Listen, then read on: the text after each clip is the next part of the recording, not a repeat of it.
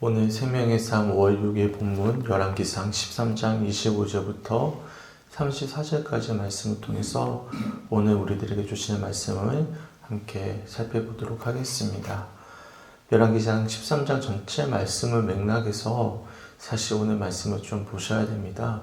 그렇지 않으면 우리가 좀 묵상하기가 어려운 어떻게 보면 난해 구절이라고도 할 수가 있죠. 오늘 본문에서 제일 중요한 표현은 어떤 표현일까요? 쭉 보시면 하나님의 사람이 등장하죠. 우리가 어제 주일 오후 예배 시간에 우리가 잠시 기획위원회를 하기 전에 소개해드렸던 이 하나님의 사람이 베델의 거짓 선지자의 잘못된 유혹에 넘어지는 바람에 하나님이 먹지 말라는 것을 결국에는 마음을 놓고 먹음으로써 사자에 찢겨 죽는 그런 장면을 우리가 보게 되었습니다. 그리고 이어지는 말씀이다 보니까 오늘 말씀의 핵심이 마치 베델 선지자의 돌이키는 것에 있다라고 우리가 묵상이 될 수도 있어요. 당연히 이 부분도 우리가 포커스를 맞추고 묵상해야 될 굉장히 중요한 지점이긴 합니다. 그런데 13장 전체에서 결국에는 하나님이 정말로 하고 싶어 하시는 중요한 표현이 하나가 있어요. 그게 33절 말씀입니다. 자, 33절 말씀 한번 읽어드릴게요. 여로보암이 일 후에도 그의 악한 길에서 떠나 돌이키지 아니하고 다시 일반 백성을 산당의 제사장으로 삼되 누구든지 자원하면 그 사람을 산당의 제사장으로 삼았으므로 라고 말씀하고 있어요. 33절과 34절 말씀, 이 말씀을 위해서 어떻게 보면 13장 전체 말씀에서 하나님의 사람의 이야기가 하나의 예시처럼 제시되고 있는지도 모릅니다. 뭐라고 말씀하고 있죠? 33절에 여로보암이 이 일 후에도 그의 악한 길에서 떠나지 아니했다. 그러고 나서 뭐라고 있는 거예요?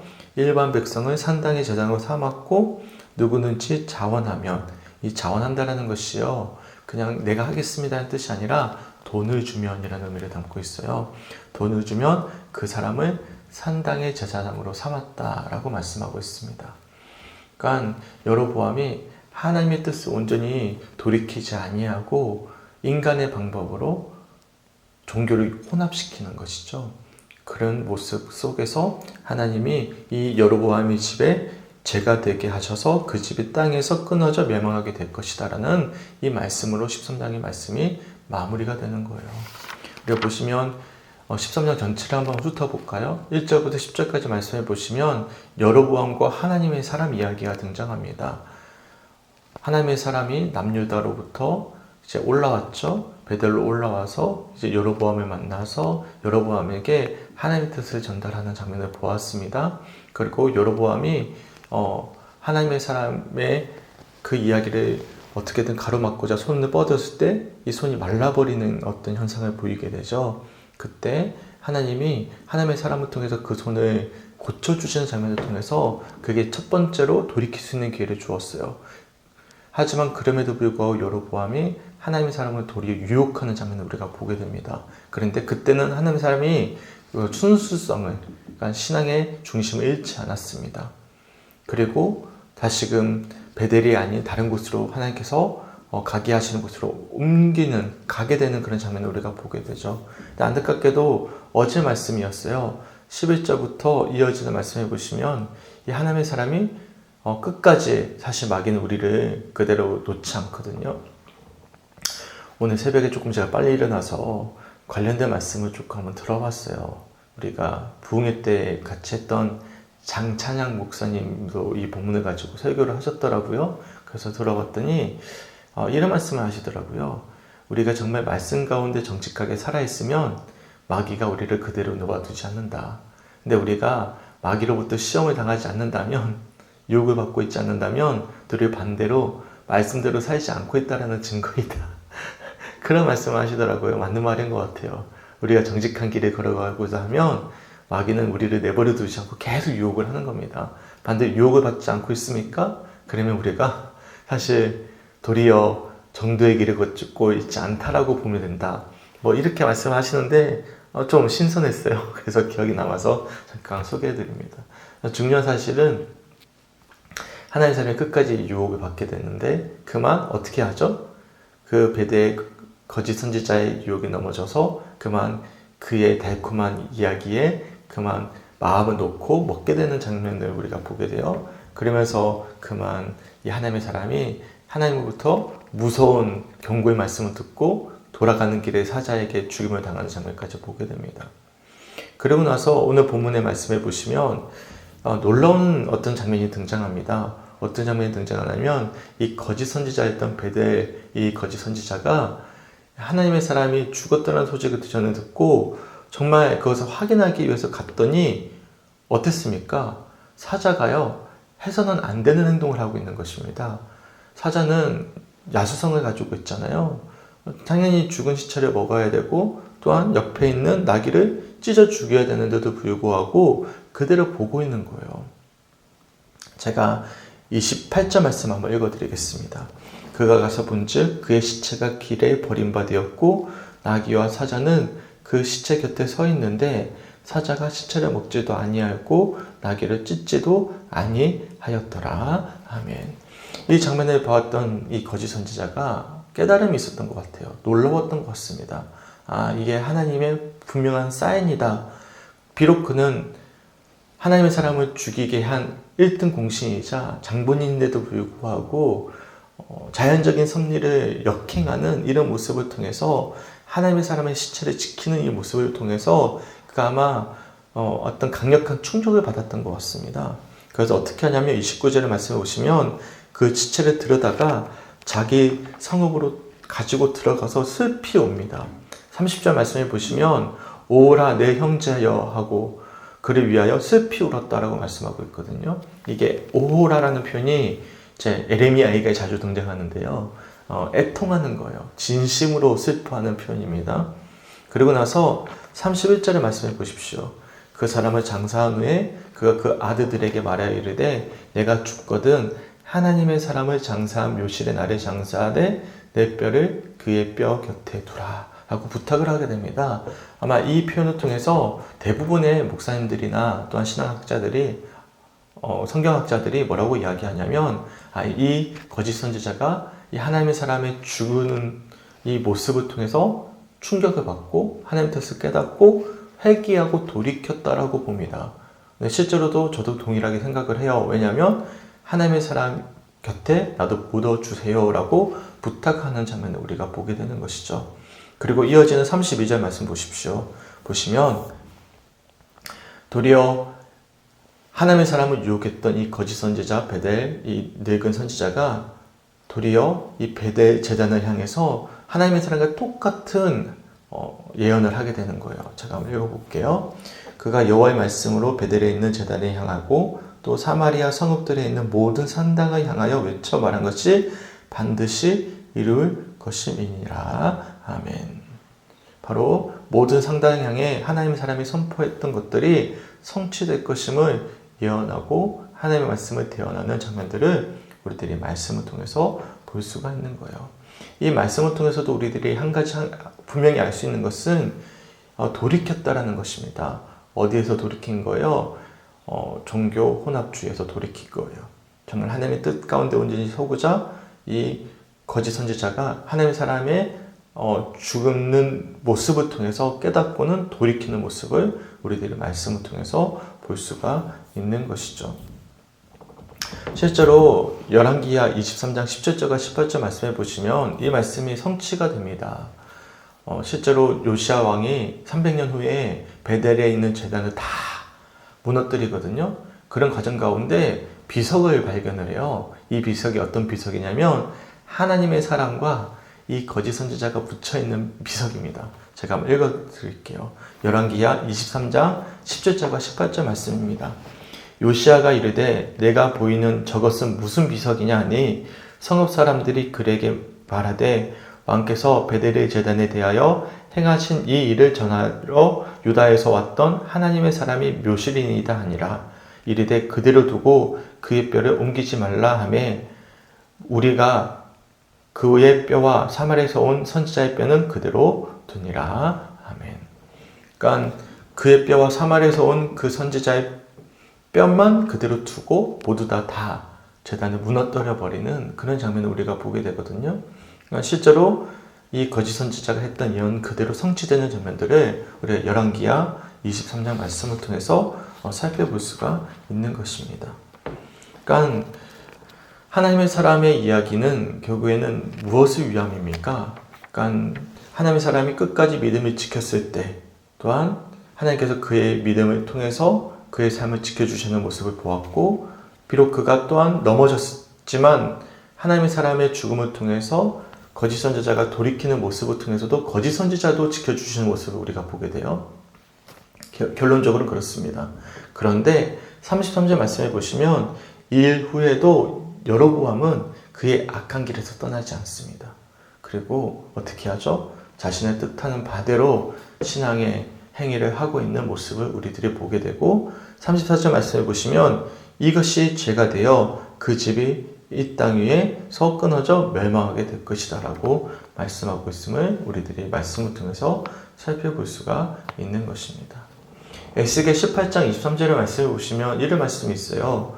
주 여호와의 말씀이니라. 내가 어찌 악인이 죽는 것을 조금인들 기뻐하랴.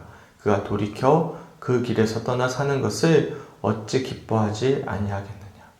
악인도 돌이키고 하나님께 돌아오고 하나님을 기뻐하시고 기다리고 계시거든요. 결국에는 거짓 선지자는 돌이켜서 돌아왔어요. 그래서 사실 그의 뼈는 끝까지 하나님께서 지켜주시는 장면을 보게 됩니다. 하지만 33절과 34절에 여로보암은 이 일을 다 보았습니다. 아마 전에 들었을 거예요.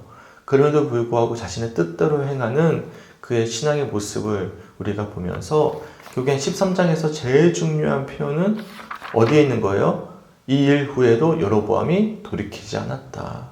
악한 길에서 떠나지 않았다. 그리고 종교를 혼탁하게 만들어버린 거예요. 자신의 뜻대로, 자신의 마음대로 그렇게 제사장을 세우고 자신의 뜻대로 행하는 이런 모습을 통해서 죄가 되었다라는 것을 우리들에게 말씀해 주고 있는 것입니다.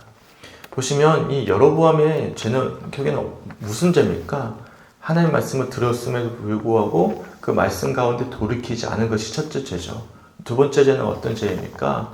하나님이 제일 싫어하는 것 중에 하나가 무엇이냐면, 첫째는 교만함이라고 저는 생각을 하고요. 두 번째로는 순전함을 잃어버리는 것이라고 생각을 합니다.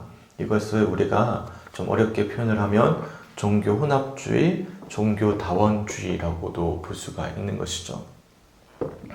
오직 우리는 예수를 믿는 믿음으로 말미암아 구원을 받습니다. 믿으십니까? 오직 말씀 가운데 우리가 믿음으로 고백하는 그 믿음 가운데 우리가 구원을 받습니다. 다른 길은 없어요. 그런데 제가 어제 아이들과 함께 서점을 갔다가 책 한 권을 좀 샀습니다. 보니까 시몬 베유라는 프랑스 철학자가 쓴 책인데요. 그는 분명히 신앙인이거든요.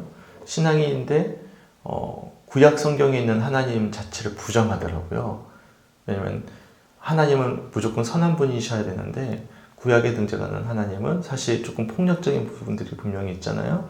그러면서 자신이 취할 것은 취하고 취하기에는 어려운 것은 철학적으로 배제하는 그런 모습을 보면서 제가 어떤 생각이 들었냐면, 아무리 신앙이 있고 아주 똑똑한 철학자라 하더라도 말씀 그대로 우리가 분별하지 못한다면 결국에는 우리 신앙이 내가 원하는 것은 취하고 원하지 않는 것은 버려버리는 그런 혼탁함에 빠질 수 있겠구나라는 생각이 들고 그렇게 책을 좀 보았거든요. 근데 이런 경우들이 참 많이 있습니다. 내 입맛에 맞게 내가 원하는 모습 그대로 이것을 취해가지고 마치 선하게 포장되어져서 이야기하는 것, 이것을 우리가 이제 종교 다원주의로 빠지는 첫 번째 발걸음이고, 이것을 실제로 활용하는 이들이 있죠. 누굽니까? 이단들이죠. 자기 입맛에 맞게. 소망하기는 우리 성축교회 성도님들은 내게 주어지는 말씀 앞에 우리가 정직하게 믿음 앞에 반응하고 어떤 말씀이 내게 주어지든지 말씀 앞에서 우리를 비춰보며 정도의 길을 걸어갈 수 있는 우리 성축교회 성도들이 되시길 주님의 이름으로 간절히 축원합니다. 아멘. 이처럼 오늘 말씀은 중요한 것은 하나님의 사람 이야기도 중요하겠지만 그보다 더 중요한 것은 이 여로보암이 이 일 후에도 그 악한 길에서 떠나지 아니했다라는 사실. 그리고 두 번째로 더 중요한 것은 또한 무엇이 있습니까? 이 거짓 선지자 역시도 하나님 앞에서 돌이켰을 때 하나님께서 그를 통해서 또한 예언케 하셨다는 사실, 그의 뼈를 주님께서 지켜주셨다는 사실, 하나님께서 이 말씀을 통해서 보게 됩니다. 실제로 여로보암은 어떻게 되죠? 죽고 나서 한 20여 년 정도 통치를 하거든요. 죽고 나서 그의 아들 나답이 왕이 됩니다. 근데 2년 후에 정권이 완전히 교체가 됩니다. 그런 과정들 속에서 여로보암 가족 가문이 완전히 멸문지가 당해버려요. 완전히 사라져버립니다. 여로보암 왕의 그 계대가 완전히 끊겨버리는 것이죠. 참 무서운 결말을 우리가 좀 이따가 살펴보게 될 것입니다.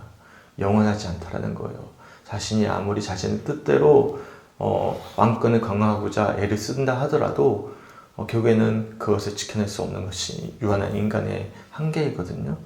아무리 우리가 우리의 뜻대로 신앙생활을 하고 하더라도 결국에는 말씀 앞에 정직하게 우리가 반응하지 않는다면 결국에는 우리가 지킬 수 있는 것은 아무것도 없습니다. 사실 13장 전체 말씀에서 주원은 하나님이시거든요. 하나님께서 이 모든 과정들을 이끌어가고 계신 우리가 또한 살펴볼 수가 있음을 기억할 수 있는 우리 성주교회 성도들이 되시길 주님의 이름으로 간절히 축원합니다. 아멘. 그리고 이거는 개인적인 묵상인데요. 제가 잠깐 5분 동안 묵상을 하는데 저는 이 말씀이 또한 떠올랐어요. 요한복음 12장 24절 말씀을 적어놨는데 제가 한번 소개해 드릴게요. 내가 진실로 진실로 너에게 이르노니 한 알이 미리 땅에 떨어져 죽지 아니하면 한 알 그대로 있고 죽으면 많은 열매를 맺느니라. 비록 저는 이제 제 개인 큐티 묵상이에요. 하나님의 사람이 어떻게 보면 유혹에 넘어져서 죽는 안타까운 결말이 맺었지만 그의 죽음으로 통해서 또 다른 한 영혼을 살렸잖아요. 거짓 선지자를 살렸잖아요. 저는 그런 부분에 있어서의 또 다른 묵상이 되어졌어요. 내가 비록 눈물을 흘리더라도 혹여나 순교를 하고 혹여나 내가 잘못된 상황 속에서 넘어지더라도 끝까지 내가 믿음을 잃지 않는다면 혹여나 우리가 넘어지더라도 하나님은 내 삶을 통해서 또 다른 열매를 맺게 하실 것이다라는 저 나름대로 어떤 큐티 묵상입니다. 제 묵상을 하게 되어서 저는 전체적인 맥락에서는 33절과 34절 말씀을 전하는 것이 맞는데 어젯밤에 오늘 밤이죠. 새벽에 제가 말씀을 잠깐 보면서 갑자기 그런 마음이 들었어요. 그냥 내가 지금 뿌리고 있는 눈물과 또한 헌신과 혹여나 실패의 씨앗조차도 또한 결실을 맺게 하실 하나님의 또 다른 은총의 수단이 될 수 있겠구나라는 어떤 소망을 가지고 그냥 꿋꿋하게 성공과 실패의 어떤 상황을 보지 말고 내 정도의 길을 걸어가자라는 어떤 개인적인 묵상을 하게 되었는데 이것은 제 개인 묵상입니다. 전체 맥락과는 좀 다릅니다. 제 이야기를 좀 나눠보았습니다. 우리 성도님들은 5분 정도 말씀을 묵상하시면서 혹여나 어떤 부분에 좀 은혜가 되었고 또 새로운 어떤 깨달음이나 또 말씀을 들으면서 들었던 어떤 느낌들이나 있으면 또 자유롭게 한번 나눠보았으면 좋겠는데요. 혹시 나눠주실 분 계십니까? 저는 26절 네. 이는 여호와의 말씀을 어긴 하나님의 사람이로다. 이 늙은 선지자가 이렇게 말했잖아요. 네. 이 말씀이 너무 미운 거예요. 자기가 유혹해가 꼬셔갖고 결국 죽게 했잖아요. 근데도 자기는 알았단 말이죠. 어렵다는 거를. 그러면서 이제 묵상되는 게 누가 유혹해서 어겼든지 말았든지 책임은 나한테 있다. 신앙생활 할 때 어제 말씀을 그냥 묵상처럼 아니고 목사님 설교처럼 하셨는데도 되게 속상하더라고. 그 말씀 듣는 가운데 왜 그 꼬셔갖고 그리고 거기 넘어가갖고 결국 죽었잖아요. 그렇게 됐을까? 근데 모든 책임은 그 본인 장본인한테 있다는 그런 생각을 어제도 했었고 오늘도 이 말씀을 보면서 이 전체적인 그게 하나님의 뜻이 잘 이해되지는 않아요, 솔직히. 그렇죠. 네. 네. 굳이 이렇게까지 하셔야 될까? 하실 필요가 있는가 싶은데도 그래도 그 책임은 자기가 져야 된다. 우리가 이 신앙생활하면서 분별해야 되는 일들 그런 게 조금 속상했구나. 네. 속상하죠. 하나님 사람 얼마나 속상해요. 왜 굳이 이 사람을 유혹해가지고 이렇게까지 해야 되는가. 또 그렇게 유혹한 사람은 또 자기는 또 돌이켜가지고 회개하고 이런 모습을 보게 되는데 저는 그렇게 생각을 합니다. 우리가 이제 결과를 봐서 그런 것 같아요. 결과, 그 과정 가운데 있는 결과를 봐서 그런 것 같은데 모르겠어요. 이게 참 어려운 어떤 우리의 물음이죠. 예를 든다면 그렇습니다. 뭐 이미 다 결론이 났으니까 우리 성주제일교회 우리 서철봉 목사님 사임하지 않았습니까? 뭐 상관이 없을 것 같아요. 다 소문이 났으니까. 근데 저는 너무 그날 막 혼자서 막 울었거든요. 왜냐하면 제가 지금까지 성주에서 한 10년 정도 이제 사역을 하면서 제가 경험했던 목사님들 중에 가장 인격적이었어요. 네. 그런데 사실 세상적으로 봤을 때는 실패한 거예요. 왜냐면 위임 목사가 저는 위임의 개념을 잘 몰랐거든요. 이번에 정확히 알게 됐어요. 서 목사님이 제게 그런 이야기 하셨어요. 내가 끝까지 버티면 버틸 수 있었다. 위임이기 때문에. 근데 나는 내려놓는다. 라고 말씀을 하시더라고요. 그것도 자신이 했던 한마디 말 때문에 그랬어요. 내가 한 영혼이라도 실족해 하면 내가 그만두겠다. 근데 이게 굉장히 선한 말이거든요. 근데 그 말에 책임을 자기가 결국엔 지게 된 거예요. 근데 제가 봤을 때는 그게 너무 존경스러웠습니다. 왜냐면 결국엔 자기 말에 책임을 진 거거든요. 그리고 그것이 저는 아름답다라고 보았습니다. 후에 어떤 결말로 이어질지는 저는 잘 모르겠어요. 하지만 지금 나타나는 현상에 대해서는 저는 그 말씀에 자기가 토요일날 제게 전했을 때 그 이야기를 하신 거거든요. 그래서 그 말씀에 제가 눈물이 난 거예요. 눈물이 나서 그래도 끝까지 순전함을 잃지 않고자 애를 쓰셨구나 라는 것이 느껴져서 제가 존경스러워서 눈물이 났던 거였거든요. 근데 그렇지 않은 분들은요, 끝까지 은퇴할 때까지 호의호식하고 어떻게 하면 더 많은 전별감을 받아낼까 그렇게 생각을 하면서 그렇게 끝까지 버티는 분들도 우리 한국교회 얼마나 많이 있는지 몰라요. 그래서 우리 젊은 목회자 사이에서는요, 갈 데가 없습니다. 왜냐하면 교회에서는 그냥 은퇴를 시켜주는데 개인적으로 요구를 하시는 거예요. 개인적으로 후임한테. 그만큼 목회 현장이 그렇게 변질해 있거든요. 근데 그런 분들은 잘 나갑니다. 은퇴하고 나서도 막 존경받습니다. 그럼 이게 어떻게 된 거예요? 하나님은 아시겠죠. 근데 우리는 뭘 보는 거죠? 눈에 당장 보이는 나타나는 결과에 속상할 뿐입니다. 근데 분명한 사실은 300년 후에, 이게 300년 후라는 시간이 너무나 안타깝긴 하지만 300년 후에 하나님 사람의 뼈를 끝까지 지켜주시는 분은 누구시죠? 우리의 하나님이십니다.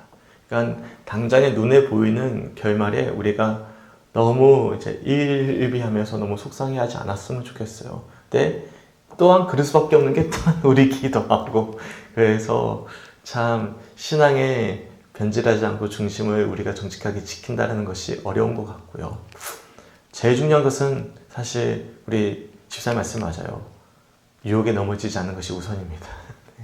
어떤 결과가 나중에 아름답게 맺혀지더라도 우리가 항상 정신 차리고 깨어있게 주님의 간절히 축원합니다. 저 집사님 묵상 너무 감사해요. 그래서 제가 좀 더 이어서 이야기를 할 수 있었던 것 같고요. 저도 동일한 마음입니다. 이게 굉장히 어려운 난해 구절이긴 하고 속상한 말씀이기도 합니다. 혹시 또 다른 어떤 부분이 있으십니까? 우리 혹시 이 권사님 어떤 느낌이 드세요? 나도 집사님하고 좀 비슷한 생각이 들었는데 늙은 사람이 그 선지자한테 자기가 잘못했잖아요. 그러면 핑계는 하나님 앞으로 돌리는 거라. 하나님이 네가 잘못해가지고 하나님이 네 죽였다는 식으로 그렇게 하니까 좀 그렇고 또 까먹나. 하여튼 좀 웃는 것도 그냥 진심으로 웃는 게 아니라 또 가식적으로 있잖아요. 우는 느낌이 들고 또 한편으로는 그 늙은 사람이 좀 마음도 아프고 내가 좀 그래요. 네, 그렇죠. 좀 그래요. 네, 늙은 사람은 좀 그래요. 근데 그렇습니다. 근데 본문에서는 이 늙은 사람이 완전하게 돌이켰다라는 개념으로 오라라고 외치고 있는 것은 맞거든요. 근데 우리가 3자 입장에서 볼 때는 이 사람 정말 미운 사람이지, 정말 쳐 죽일 사람이지, 솔직히 말해서 쳐 죽일 사람인데 제가 그래서 애쓰게 말씀을 읽어드린 거예요. 내가 어찌 악인이 죽는 것을 조금이더 기뻐하랴. 악인도 하나님께서는 죽는 것을 기뻐하지 않으시는 거예요.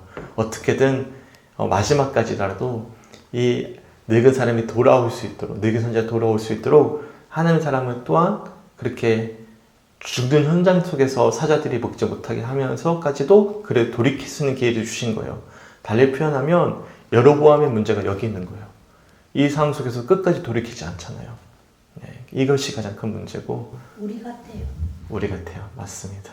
우리 항상 자기를 비춰보는 것에 감사합니다. 우리 같아요. 근데 참 미워요.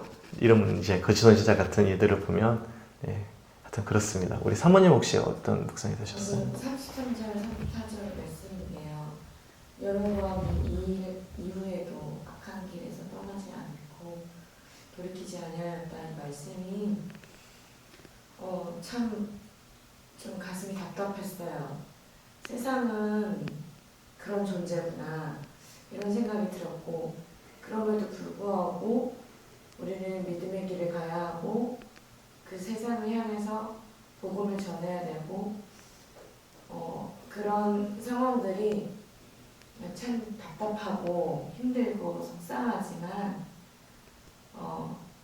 그래서 소망을 하나님께 두어야 하는구나 이런 마음이 들었습니다. 네, 감사합니다. 저도 그래요. 토요일날 사실 우리 지방의 제일 큰 교회 장로님이 오셨어요. 대화를 나누다가 제가 하고 싶은 말씀 다 안 드리고 뺑뺑 돌려서 이야기를 하긴 했는데, 그 교회에서 이제 후임을 뽑습니다. 저번에 한번 말씀드렸잖아요. 말씀드리는데 이제 조건을 내걸었어요.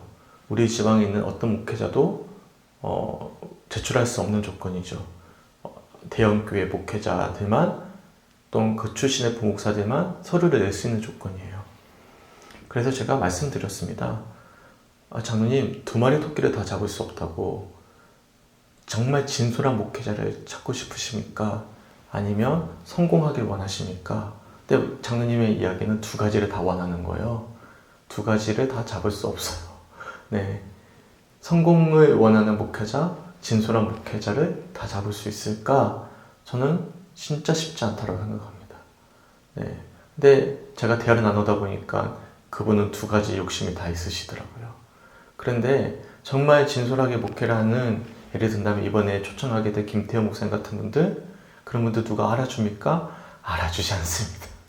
그러면 세상적으로 봤을 때는 그분은 실패하는 사람이거든요.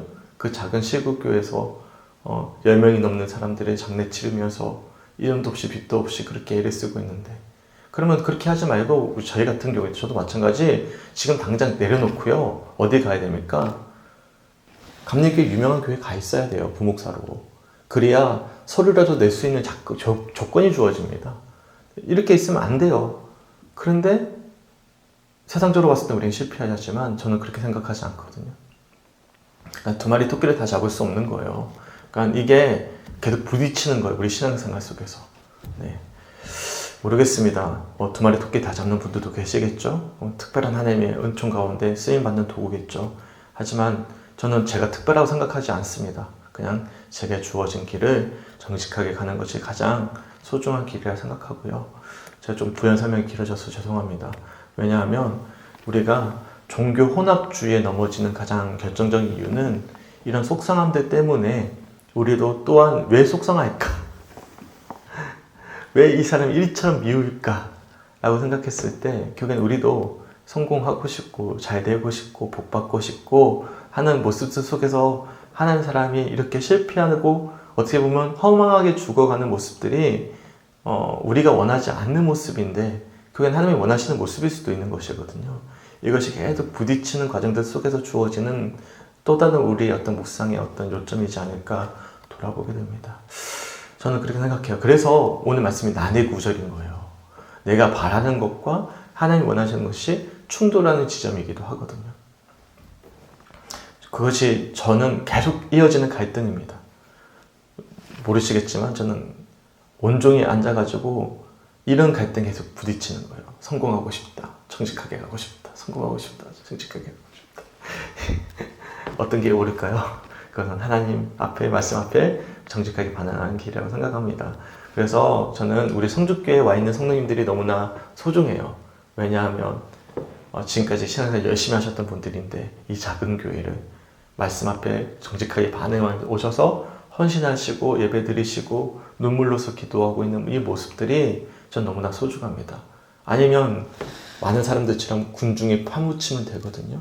그냥 내가 원하는 것만 취하면 되는 것이거든요. 근데 헌신하는 분들이 너무나 귀하세요. 근데 제 기도 제목은 변치 않으셨으면 좋겠습니다. 함께 갔으면 좋겠습니다. 그리고 정말로 하나님 원하시는 정말로 순전한 교회로 세워져 갔으면 좋겠습니다. 사단 방법 쓰지 말고 우리가 그렇게 가 있다면 정말로 하나의 미랄이 될 수 있는 그런 교회가 될 수 있을 것이라 소망하고 함께 기도할 수 있는 우리 성주교회 성도들이 되시길 주님의 이름으로 간절히 축원합니다. 아멘.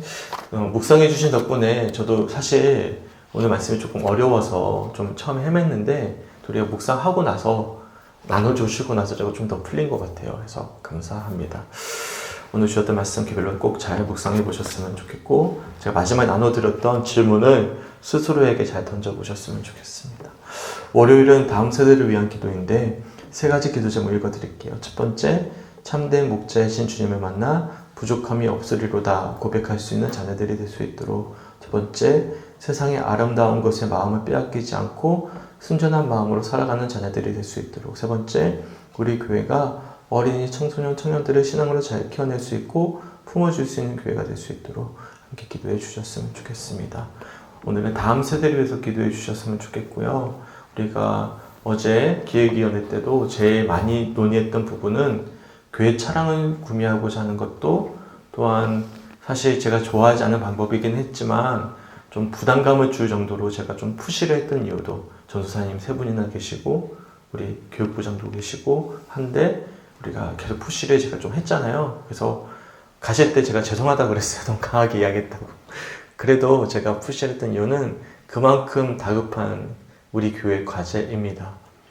함께 좀 어떻게 방법을 찾아야 될 것 같습니다. 그래서 다음 세대를 위해서 우리가 함께 좀 묵상하고 기도할 수 있는 우리 성주교회 성도들이 되었으면 좋겠습니다. 그래서 교회 학교와 학생부가 잘 세워질 수 있도록 우리가 좀 더 지혜를 달라고 함께 중보해 주시고 기도해 주셨으면 좋겠습니다. 기도하겠습니다. 주님 너무나 감사합니다. 월요일 아침 참 어려운 본문을 맞이했습니다. 우리의 마음과 또한 하나님의 뜻이 충돌하는 그 시점 속에서 우리가 왜 이렇게 마음이 불편한지, 뭐가 속상한지, 왜 속상해야 되는지 우리가 정직하게 물어볼 수 있는 더 깊은 묵상으로 한 발짝 더 나아갈 수 있도록 인도해 주심에 주님 감사합니다.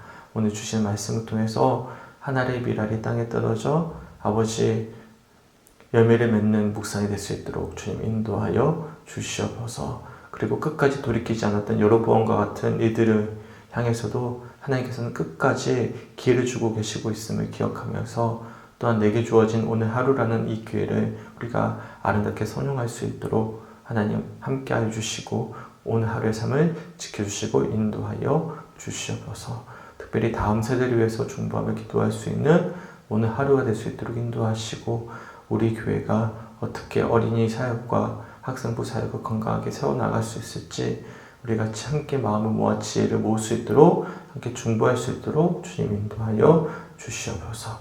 감사드리며 우리를 사랑하시는 예수님의 이름으로 간절히 기도드렸습니다.